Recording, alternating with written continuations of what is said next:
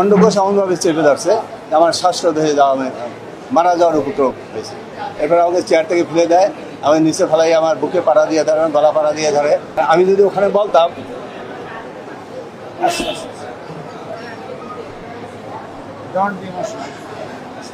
আমাকে হত্যার চেষ্টা করে এবং বলে যে সে আমাদেরকে চেক দে। চেক দেবো কেন? যেহেতু আমি তো ওই অবস্থায় তো জীবন বাঁচানো আমি বড় মনে করছি, যার জন্য আমি আমার ড্রয়ার থেকে চেক করলাম, বললাম যে আমাকে ছাড়ো, আমি চেক তো বের করতে হবে, তারপরে তো তোমাকে চেক দেবো।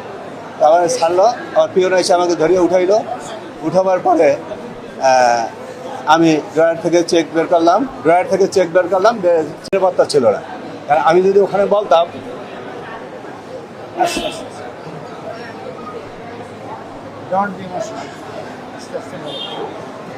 তারা থানায় হয়তো আমাকে মাফ করতো, সেই ভয় আমি ওখানে কিছু বলি নাই।